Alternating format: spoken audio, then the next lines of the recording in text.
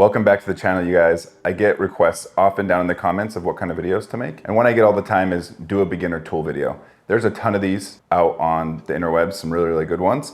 So I'm gonna try and do it a little bit different. I'm gonna show you the essentials, but also I'm gonna show you a budget option and the upgrade option for when you're getting more into the craft. So here we go.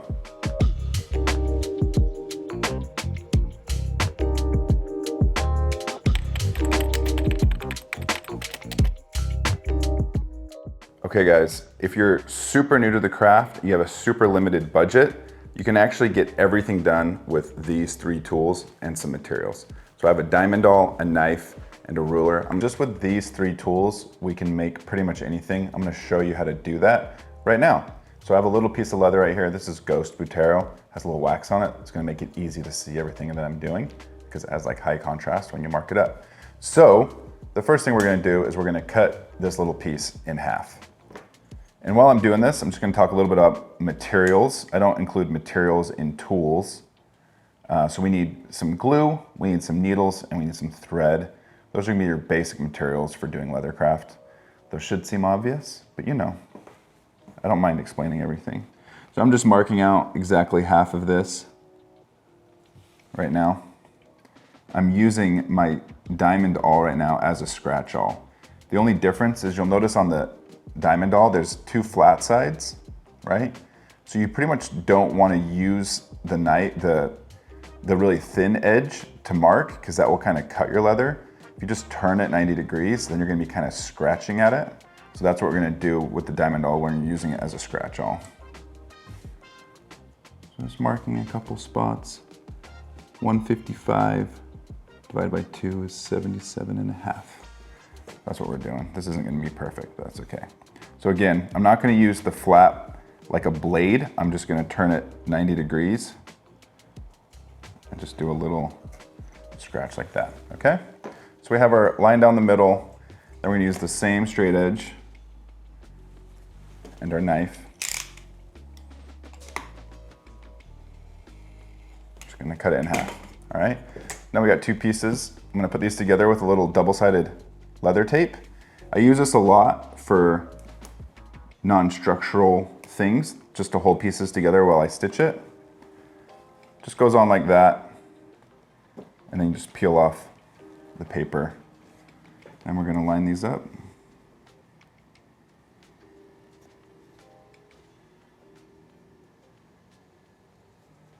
Just like that, okay? So we got a nice straight edge right there. Then we're gonna come back with our ruler and I'm gonna make a stitch line. So this is gonna be, a good stitch line is like 4 or 5 millimeters. So I'm just gonna eyeball it for the purpose of this demonstration. You could measure this, but that looks pretty good like that. So again, you can take the edge of the diamond awl and just make a stitch line. Okay, and then I'm gonna use the markings here on my ruler to get my stitch spacing. So I'm gonna go at 5 millimeters just because that will be easy. So the only thing you have to keep in mind when you're using a diamond awl for doing this is you wanna make sure the orientation of it is always at a diagonal, just like these pricking irons here. So if you can see here, the way these are, I'm just gonna replicate that with my awl. So it's in and to the left at about 45 degrees. So keep that spacing. What I can do is I can like just do little ones if I want, just to make sure everything's, so the ruler doesn't move. I made so many projects like this, you guys, you have no idea. It's a great way, if you have time but no money, to make a lot of great stuff. Okay, so now I have all my stitch spacing right there. Then I can come back. I hold it like this with my pointer finger on the back. You just want to make sure you stay as vertical as possible and go down through. I have a nice punch pad here. It's not necessary. You can use a piece of leather. You can use cork. You could use pretty much anything that you don't mind messing up. You just don't want anything too hard or else it's going to dull your awl. This is a great skill to learn too when you're doing curves and your pricking irons aren't going to fit. You might have to go one by one with your awl to get the right shape. So there you go. It's punched all the way through on both sides, nice and clean and even. That's ready for stitching. So just imagine this is a gusset on a bag or it's a wallet. You can literally do everything you need for leathercraft as far as tools goes with these three things. It's awesome. Okay guys, so we already talked about the diamond awl. This is a very versatile tool. You can use it in every single project. You saw how I used it and didn't have to use any other tool at all. So moving along, we're gonna talk about each tool and we're gonna talk about the budget version and the upgrade version. So just real quick, we're gonna go one by one. We have the diamond awl. We have our knives, a couple different ones. We have a wing divider. We got pricking irons, mallets, weighted mallets, hole punches, edge bevelers, wood slickers, a scratch awl, and a non-marking hammer. So a leather crafter's best friend is their knife. Every project begins with cutting out your hide. Obviously you're tracing it first, but cutting out your hide is incredibly important. If you don't get the cuts right, nothing's gonna look right. So having super sharp knives is essential. When you're first beginning and you're on a budget, something like this works great. This is just a basic utility knife with the breakable blades. These are very inexpensive. As soon as they get dull, you snap off a piece and then you have a super sharp knife again. So I always recommend one of these, and then with the budget set, getting yourself just an X-Acto knife for like the really tight corners or curves or whatever. I like the number 2. I think this is the number 2. It's the bigger one. It's like the slightly thicker one, just because the blade doesn't bend as much when you're cutting. So this is the budget version. There's nothing wrong with this. There are very skilled leather crafters that have been doing leathercraft for years that use disposable knives. There's nothing wrong with it. However, I have a preference when you have a little bit more money and you already invested in the craft. And those are, number 1, the Japanese leather knife. So I use this for everything. I use it for cutting straight lines, for curved lines, and for skiving. So this thing is only about $50 from Rocky Mountain Leather. Oh, just so you know, every single thing I talk about, there will be a link down in the description to purchase it. I don't get any money for that, so these aren't affiliated links at all. I'm gonna have the budget version and the more expensive version. So this Japanese leather knife, it's about $50. It takes some skill to learn, well, it takes practice to learn how to use it right, but I literally almost never use anything else. However, if you do like more of the X-Acto blade style knife, you can get something like this. This is a French knife. This is actually also replaceable, the blade. So this is more of a holder. And this works really, really well. It's pretty easy to sharpen. That's another thing you want to think about when you're buying knives. I think head knives are really tough. They're the big curved blades. You won't find one here. I think they're really hard to sharpen. And I just don't think that they have like the same bang for your buck that you get with something like a Japanese leather knife. However, plenty of leather crafters use them. They've used them forever. But these are my recommendations. A budget craft knife, matte knife with an X-Acto knife, or the Japanese leather knife, and this one. So next up is a wing divider. You saw before how I used a ruler to mark my stitch line. This is much more efficient, and this has other uses as well. You can actually open up the teeth quite a bit to mark out the exact same distance between, like, let's say belt holes. This is how most leather crafters mark their stitch lines. Super convenient. These are very inexpensive. I don't have a fancy one of these because it's completely unnecessary. I've purchased them before. They don't work any better than the cheap ones, and why spend more money if you don't have to? So there you go, wing divider. After you mark your stitch line, then we use our pricking irons. So here, I definitely like to spend a little bit of money. These craft ones are fine, but there's a couple issues with them. They're not super sharp. You can still get through your leather, that's not the problem. The problem is they have a lot of blowout on the back of the leather if they're not really, really sharp. The teeth are really wide, which again make your holes bigger than they need to be. And because this isn't a polished finish, it tends to get stuck in your leather, and making it really hard to like remove when you're trying to do work quickly is a pain. There's nothing wrong with these. Again, even though I said all that stuff, there's nothing wrong with them. They still work, and they're a great place to start. I recommend Craft Tool. Anything from Tandy Leather, honestly, is a great place to start. It's better than like the Amazon off-brand stuff. So these are the basic budget ones. Nothing wrong with them, truly, if you just want to get stuff done. But I love KS Blade. I like them because the teeth, if they break, they can be replaced, unlike some of the other ones that are the unibody. If you break one of those teeth, you're kind of screwed. So KS Blade, what sizes should you get? It's kind of up to you. Depends what kind of projects you're gonna be doing, there's a couple of things to keep in mind. Remember, the bigger the project, the wider the stitch holes can be apart from one another, okay? So your stitches per inch can be less, if that makes sense, right? You're gonna have like 10 stitches per inch versus like 20 stitches per inch. So something like this, I recommend anything between like a 3 and a 5. A 5 would be more for bags, a 3 would be more for like wallets. If you're trying to figure out how many teeth to get, I definitely recommend always getting a 2, a 4, and then something like a 10 to do longer stitch lines. But you want to have that versatility of being able to like get into small spaces, or you don't have that many stitches like on a corner. Because if you only have like a 4, you're gonna be doing long runs, but you'll be able to get around your corners. If you only have this, you won't be able to get around some spots. So 2, 4, and 10 is a great place to start. And honestly, when you're just beginning, I'd err on the side of getting more teeth, just because, sorry, not more teeth, bigger spacing, because, you know, saddle stitching can be tiring, and if you don't completely fall in love with it, you may get frustrated that you have to stitch so much. But you'll notice really fine leather goods, they have really tight spacing between their holes, so you can gradually progress to that.